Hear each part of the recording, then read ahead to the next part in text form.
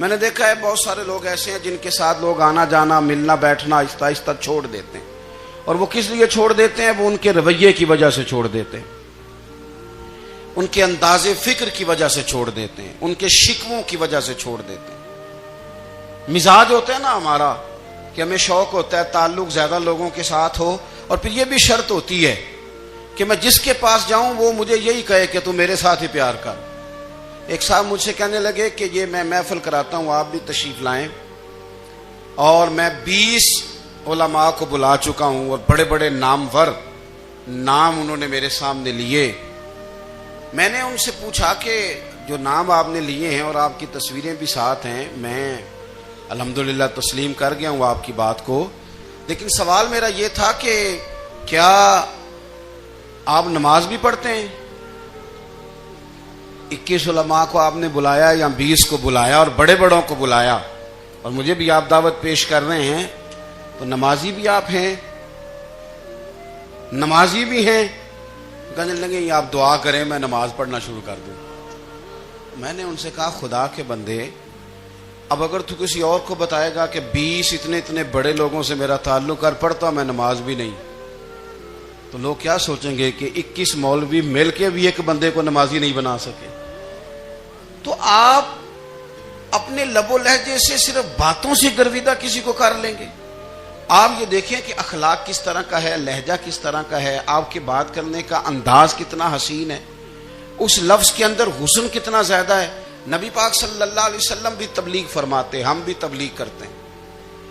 میں اور آپ جب تبلیغ کرتے ہیں تو اس تبلیغ کے اندر شکوہ ہوتا ہے اور تنقید ہوتی ہے، اور بعض جگہ میں نے یہ بھی دیکھا ہے کہ طنز ہوتا ہے، طنز۔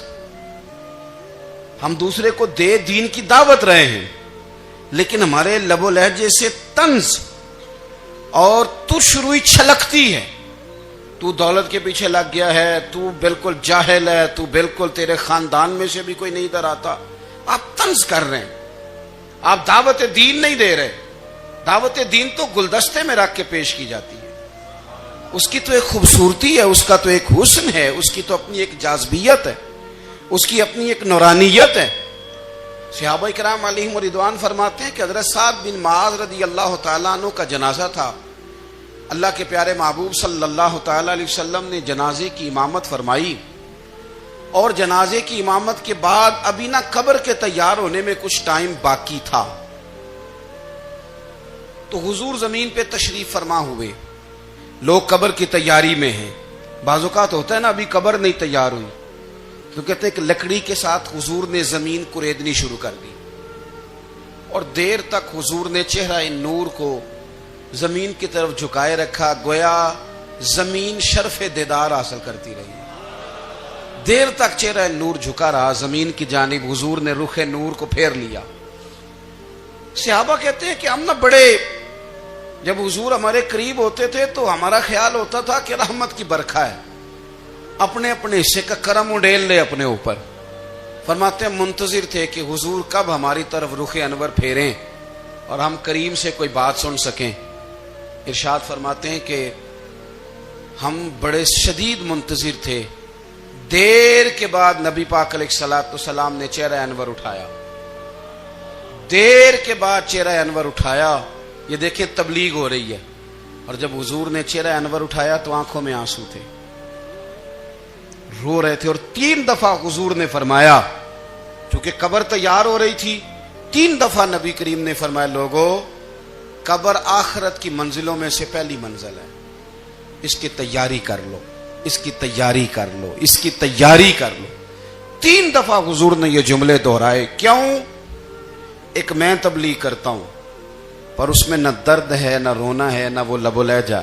ایک حضور دعوت دے رہے ہیں قبر کی تیاری کی، لیکن اس میں آنسو ہے، اس میں خاص رغبت ہے غلاموں کے لیے۔ تو اپنی زندگی کے اندر جو ہمارا انداز تکلم ہے، ہمارا انداز گفتگو ہے، میں کہا کرتا ہوں کہ ہم نا دین کے لیے جب کلام کر رہے ہوتے ہیں تو شدت ہوتی ہے ہمارے جملوں کے اندر، بعض مقامات شدت کے ہوتے ہیں۔ آپ جہاد کی بات کر رہے ہیں، ناموس رسالت کی بات کر رہے ہیں، تو کسی جگہ آپ کے لب و لہجے کے اندر شدت کا ہو جانا برا نہیں ہے، بلکہ وہ اچھا ہے۔ لیکن میرے عزیز ہر وقت ہی کچھ لوگ تلخ ہیں، انہیں کسی وقت بھی آپ ان سے ملاقات کر لیں وہ لوگ آپ کو پریشان ہی نظر آئیں گے. حضرت سیدنا عبداللہ ابن عمر رضی اللہ تعالیٰ عنہ روایت کرتے ہیں کہ نبی پاک صلی اللہ تعالیٰ علیہ وآلہ وسلم نے ارشاد فرمایا کہ جنت میں ایسے بھی کمرے ہوں گے, جنت میں کچھ ایسے کمرے, کچھ ایسے مکانات بھی ہوں گے کہ باہر کھڑے ہوں گے تو اندر نظر آئے گا, اور اندر کھڑے ہوں گے تو باہر نظر آئے گا. یعنی ایک تو تم آئینے لگاتے ہو نا, وہ دیواریں اتنی شفاف ہوں گی کہ اندر باہر سے ان کا حسن دکھائی دے گا. حضرت سیدنا مالک اشعری رضی اللہ تعالیٰ عنہ بیٹھے تھے, کہتے ہیں میں نے فوراً عرض کی حضور وہ ملیں گے کس کو؟ وہ جو اتنے حسین گھر ہوں گے کہ دیواریں ہی شیشے کی محسوس ہوں گی, اندر باہر سے حسن کے جلوے دکھائی دیں گے, حضور وہ ملیں گے کسے؟ تو اللہ کے پیارے محبوب علیہ السلام نے فرمایا وہ اس کو ملیں گے جو گفتگو اچھی کرے گا, جو گفتگو اچھی کرے گا, لب و لہجہ اخلاق والا ہوگا, گفتگو اچھی کرے گا, لوگوں کو کھانا کھلائے گا, اور جب لوگ سو رہے ہوں گے تو وہ اٹھ کے اپنے رب کی عبادت کرے گا. اس شخص کو وہ مکانات ملیں گے جن کی دیواریں آئینے کی مانند ہوں گی, جن کا حسن تازہ ہوگا, جن کو اللہ تبارک و تعالیٰ نے اپنے فضل سے مزین کیا ہوگا, سنوارا ہوگا. ہم اگر تھوڑی سی توجہ کریں نا تو کئی دفعہ وقت گزر جاتا ہے, لہجہ نہیں بھولتا, لہجہ یاد رہتا ہے. آپ تو 2 منٹ کے لیے غصے میں تھے نا, تو آپ نے کوئی بات کر دی کسی غریب کو, کسی شخص کو, آپ غصے میں تھے, آپ نے کہہ دیا, اس بیچارے نے سن لیا, لیکن وہ باتیں اسے سونے نہیں دیتی, بار بار یاد آتی. کوئی آپ کے ساتھ تلخ کلام کر دے نا, کبھی تلخ گفتگو کر دے, بندہ جب سامنے آتا ہے وہ باتیں یاد آ جاتی ہیں, تکلیف ہوتی ہے. اور وقت گزر جاتا ہے, لڑائیاں ہمیشہ چل نہیں سکتی. لڑائی کتنی دیر کی ہوتی ہے؟ 1 دن کی, 2 دن کی. قتل بھی ہوں تو اگر قاتل کو پھانسی بھی ہو جائے تو پھانسی کے بعد بالآخر لڑائی تو ختم ہو ہی گئی نا. لڑائی ہمیشہ چلتی, تلخی ہمیشہ چل سکتی نہیں. تلخی روٹین میں چلنے والا سکہ, کوئی سکے روٹین میں چلتے وقتی ہوتے. یہ جو غصے کا لب و لہجہ ہے, تلخی کا سکہ, یہ بھائی روٹین میں نہیں چلتا, اس نے ایک نہ ایک دن ختم ہو جانا ہے. روٹین میں پیار ہی چلتا ہے. حضرت جابر ابن عبداللہ کہتے ہیں حضور پہلے دن مدینہ منورہ آئے, میں زیارت کے لیے گیا تو میں نے مسکراتے دیکھا. 10 سال میں دیدار کرتا رہا, اور وصال سے چند دن پہلے بھی میں نے زیارت کی تو مدینے والے محبوب کو مسکراتے ہوئے ہی دیکھا ہے. یہ جو آپ کا لب و لہجہ ہے نا, اخلاق والا, حسن والا, مسکرانے والا, یہ لب و لہجہ نا ذرا لمبا چلتا ہے. یہ روٹین ہے, یہ روز چلے گا. یہ سکہ وہ ہے جو رائج الوقت رہتا ہے, یہ کبھی بھی ختم ہونے والا یہ خزانہ ہے. تو یہ جو آپ کا تلخ لب و لہجہ ہے, یہ روٹین نہیں. عارف رومی رحمۃ اللہ علیہ فرماتے ہیں کہ وہ مثال دینے کے لیے بات سمجھاتے ہیں. فرماتے ہیں ایک شخص جنگل میں لکڑیاں کاٹنے جایا کرتا تھا تو شیر سے دوستی ہو گئی, یعنی ڈائریکٹ بادشاہ سے دوستی ہو گئی. اور بادشاہ بھی وہ جو جنگل کا بادشاہ ہے, جنگل کے بادشاہ سے دوستی ہو گئی. اب وہ لکڑہارا غریب آدمی تھا, لکڑیاں تو کاٹنی ہوتی تھی. تو وہ جنگل کا بادشاہ اعلان کر دیتا جانوروں کو کہ میرا دوست آیا, ایک تو کوئی تنگ نہ کرے, اور دوسرا یہ کہ سب لوگ مل کے اس کے ساتھ تعاون کریں. کبھی کوئی جانور لکڑیاں اکٹھی کراتا, کبھی کوئی اپنی پشت پہ گدھا, بیل, گھوڑا, خچر رکھ کے وہ لکڑیاں باہر چھوڑنے آتا. تو اب اس کی بڑی دھوم مچ گئی جنگل کے اندر. لکڑہارا مزدور تھا, وہ بادشاہ سے دوستی کر کے بادشاہ ہی بن گیا. وہ گھر آ کے نا بیوی کو اکثر بتاتا کہ میرا ایک دوست ہے, میں جاتا ہوں تو ساری پہلے ہی مخلوق کھڑی ہوتی ہے میرے استقبال کے لیے. دوستی جو بڑے سے ہو گئی ہے. بنا ہے شاہ کا مصاحب تو پھرے ہے اتراتا, وگرنہ شہر میں غالب کی آبرو کیا ہے. ہمیں تو پوچھتا ہی کوئی نہیں, یہ تو بنا ہے شاہ کا مصاحب تو پھرے ہے اتراتا, وگرنہ شہر میں غالب کی آبرو کیا ہے. تو وہ لوگوں کو بتاتا, بیوی کو بھی بتاتا دوست ہے. تو بیوی کہنے لگی اتنی تو تعریفیں کرتا, یہ نہیں بتایا کہ وہ جنگل کا شیر ہے, بس نیرا دوست بتا دیا. بیوی کہنے لگ گئی کہ تو اتنا جو اس کا ذکر کرتا ہے تو کسی دن بلا نا, بلا کسی دن تاکہ اس کی دعوت کریں. اب اس نے پھر نہ اس کو پردے میں رکھا. کیا کہتے ہیں آج کل؟ سرپرائز دینا ہے. ان کا سرپرائز دینا ہے جی. پردے میں رکھا کہ وہ شیر ہے. تو وہ بلا لیا گھر. اب اس کے لیے کچا گوشت، ظاہر ہے شیر نے کچا گوشت دکھانا تھا. وہ کہنے لگی پکانا کس طرح کا ہے؟ وہ کہنے لگا جب وہ آئے گا پھر بتاؤں گا. اب وہ کچا گوشت 2-3 بکرے ذبح کر کے ڈال دیے. وہ آ گیا شیر. اور پھر امی کہتے ہیں جب وہ آیا نا تو اس کی بیوی نے دیکھا تو اس نے ایک سخت جملہ کہہ دیا. کہنے لگی اوہو میں سمجھی تھی پتہ نہیں کون ہے. اس طرح کے درندے تیرے یار ہیں، کتے بلے دوست بنائے ہوئے ہیں. یہ کیا بات ہوئی؟ خیر وہ شیر نے سن لیا، گوشت کھایا، وہ چلا گیا. اگلے دن لکڑ آ رہا، لکڑیاں کاٹنے گیا تو شیر نے ملاقات کرتے ہی لکڑ آرے سے کہا کہ یہ نا کلاڑی اٹھا اور میری پشت پہ نا ایک زخم کر دے. اس نے کہا نہیں میں یہ کام نہیں کرتا، تو میرا دوست ہے. اس نے کہا سن بھائی میں نے پیار سے کہا تو مان جا، ورنہ میں ہوں شیر، میں نے تجھ سے منوا ہی لینا ہے. میں کوئی تکلیف دوں گا مناسب نہیں، تو کر. اس نے کلاڑی اٹھائی اور اس کی پشت پہ ایک زور سے زخم لگا دیا، خون بہنے لگا. اس نے کہا تو نے آج کے بعد آنا ہے، لکڑیاں کاٹنی ہے، تجھے کوئی کچھ نہیں کہے گا، بس یہ ایک حکمت تھی جو میں نے کیا ہے. قصہ مختصر. وہ آتا رہا، لکڑیاں ملتی رہی، خدمت بھی ہوتی رہی. 6-8 ماہ گزر گئے. ایک دن شیر اس سے کہنے لگا یہ میرے ذرا بال اٹھا کے دیکھ، وہ جو تو نے زخم لگایا تھا وہ کہاں پہ ہے. اس نے وہ بال اٹھا کے دیکھا تو زخم ملا ہی نہیں. کئی جگہ پہ ٹٹولا کا یار یہاں تھا یہاں تھا یہاں تھا. شیر نے پھر کیا کمال جملہ کہا. اس نے کہا کہ وہ جو کلاڑی کا زخم تو نے لگایا تھا نا وہ مکمل ہو گیا، لیکن تیری بیوی کا جو لہجہ تھا اور اس کی جو تلخی تھی وہ آج تک میرے ذہن میں موجود ہے. وہ ابھی بھی مجھے تکلیف دیتی ہے. بات سوچتا ہوں مجھے اس نے درندہ کہا، اس نے میرے بارے میں اتنے کچے اور کمزور اور سخت جملے کہے، تو وہ بات مجھے بھولتی. وہ آج بھی میرے ذہن میں اسی طرح گونجتی ہے. تلخ جملے جو اس نے کہے اور خوفناک جو انداز اس نے اختیار کیا، وہ بات مجھے کبھی بھی بھولتی. تو آپ کے لفظ لوگوں کو بھول جاتے ہیں پر لہجہ یاد رہتا ہے اگر ہم اپنے لہجے پر تھوڑی توجہ ہی کر لیں. کچھ لوگ کہتے ہیں جی میرا جی روٹین ہی یہ ہے بات کرنے کی. تو یہ یاد رکھنا کسی وقت ایسا بھی ہوتا ہے کہ شیر کو سوا شیر مل جاتا ہے.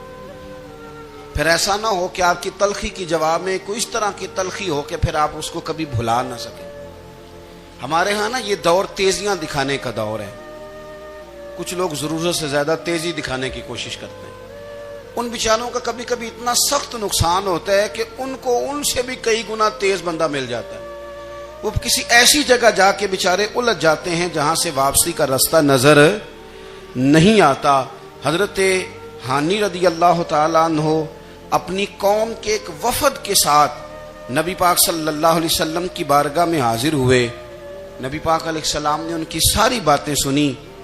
تو ان میں سے ایک شخص نے عرض کی یا رسول اللہ صلی اللہ علیہ وسلم میں نا زیادہ باتیں نہیں یاد رکھ سکتا. حضور میں شاید کمزور حافظے والا ہوں، زیادہ باتیں نہیں میں یاد رکھ سکتا.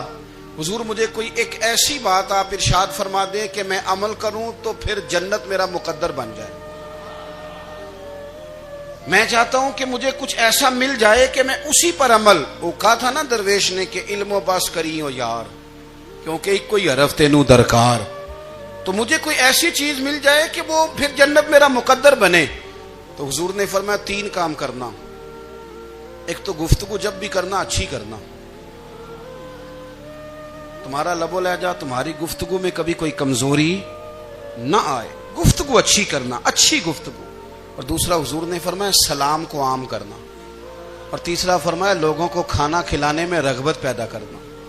یہ کام کر پھر اللہ تبارک و تعالی تیرے مقدر میں جنت کو شامل فرما دے گا. تو میرے عزیز آپ اس بات کو سمجھیں کہ ہمارے اخلاقی رویے، ہمارا کردار، ہمارا لب و لہجہ، ہم نا ڈنڈے کے زور پر حکومت قائم کرنا چاہتے ہیں. آپ کو پتہ ہے بہت سارے ملکوں میں دین گیا اور پھر اللہ تعالیٰ معاف کرے بعض جگہ پہ دینی اقدار کو، دینی لوگوں کو زوال بھی آیا۔ بر صغیر پاک و ہند میں دین آیا لیکن اللہ کے فضل سے زوال نہیں آیا اور کبھی آئے گا بھی نہیں، کبھی آئے گا بھی نہیں۔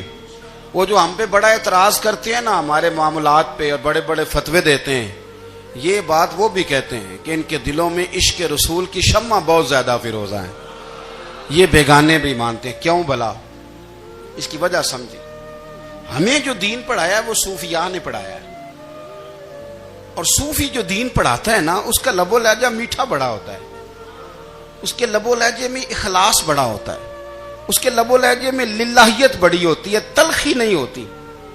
تو وہ دین پڑھاتے نہیں، وہ گھول کے پلا ہی دیتے ہیں۔ انہوں نے نا لوگوں سے پیار ڈالا، لوگوں کی ان کے ساتھ محبت ہو گئی، پیار ہو گیا، پھر انہوں نے میٹھے انداز میں لوگوں کو دین سمجھایا، ان کو اچھے طریقے سے اچھے لب و لہجے میں دین کی اور خیر کی باتیں ان تک پہنچائیں۔ اس کا فائدہ یہ ہوا میرے عزیز کہ لوگوں کی روحوں تک دین اتر گیا ہے۔ ہمارے وہ بچے جن کی عمریں ابھی بالکل چھوٹی ہوتی ہیں، 4 سال 5 سال کی، وہ بھی رسول پاک کا نام لیتے ہیں تو بڑے وجد کے عالم میں لیتے ہیں۔ کیوں؟ اس لیے کہ ہمارے بزرگوں نے ہمیں اچھے طریقے سے، اس لیے نبی پاک صلی اللہ تعالی علیہ وسلم نے فرمایا کہ حسن اخلاق والا آدمی اپنے اخلاق کی بنیاد پر نفلی روزہ رکھنے والوں اور رات کو قیام کرنے والوں سے زیادہ فضیلت حاصل کر لیتا ہے، اس لیے کہ اس کا اخلاق، اس کا لب و لہجہ، اس کا انداز، اس کی گفتگو، وہ جو گفتگو اس کی ہوتی ہے وہ اتنی میٹھی ہوتی ہے کہ لوگوں کے دل نہیں ٹوٹتے، بلکہ بعض اوقات اس کی گفتگو کی وجہ سے جو غم زدہ آدمی ہوتا ہے اسے سکون مل جاتا ہے، اسے تسلی۔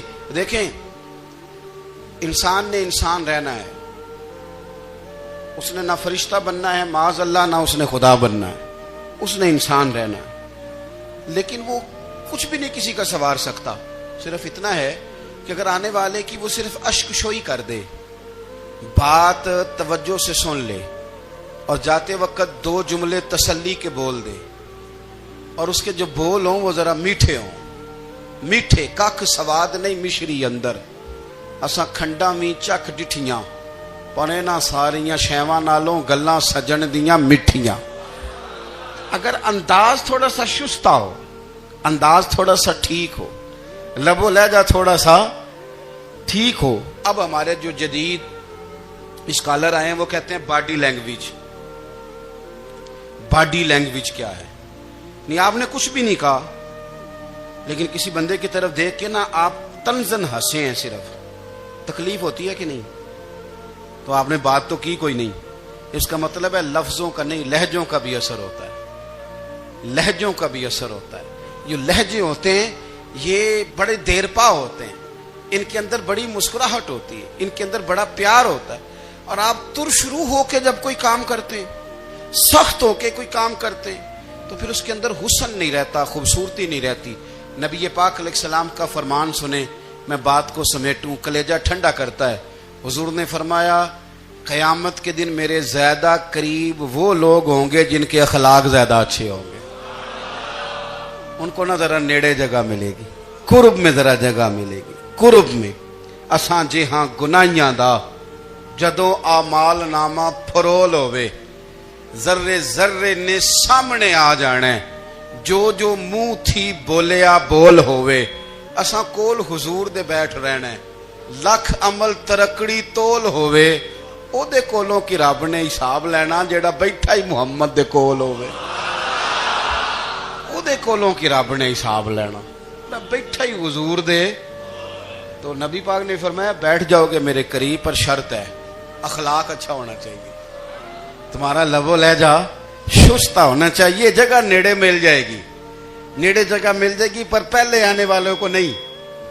کوئی کہے میں پہلے گیا ہوں تو مل گئی، نہ اسے ملے گی جس کا اخلاق اچھا ہے، جس کا لب و لہجہ ٹھیک ہے، جس کا انداز فکر اچھا ہے۔ اور ان کا جواب پتھر سے دینا بھی چھوڑ دیں، بس تھوڑا سا اپنے سٹائل میں نرمی لائیں، انداز میں نرمی لائیں۔ کئی دفعہ آپ صحیح بات بھی کرتے ہیں لیکن وہ لہجہ ٹھیک نہیں نہ ہوتا، تو صحیح بات بھی قابل قبول نہیں ہوتی. ویسے ایک بات عرض کروں, اگر روز کی بنیادوں پہ جس طرح تھوڑی سی واک کرتے ہیں تو روز کرنی پڑتی ہے نا, روز کرنی پڑتی ہے. تو کوئی بھی آپ ڈاکٹر کے پاس جاتے ہیں تو وہ دوائی بتائے تو روز کھانی پڑتی ہے, پرہیز بتائے تو روز کرنا پڑتا ہے. تو تھوڑا سا نا لب و لہجے پہ بھی توجہ دیں. جس طرح منہ روز دھوتے ہیں نا, دھونا ہی پڑتا ہے, تو اسی طرح اگر تھوڑا سا لہجہ بھی دھونا شروع کر دینا. یہ جو لوگ آپ سے تھوڑا تھوڑا شکوہ کرتے ہیں, تو اس نے کہا تھا کہ میرے لہجے میں غرور آیا تھا, اس کا حق تھا کہ وہ شکایت کرتا. تو کہیں تو ایسا ہے نا, کہیں تو کوئی تو بات بہو نے غلط کی ہے نا کہ ساس رو رہی ہے. کچھ تو ساس نے ایسا کہا ہے نا کہ بہو بیچاری کپڑے باندھ کے بچوں سمیت کہتی ہے گزارا نہیں ہوتا.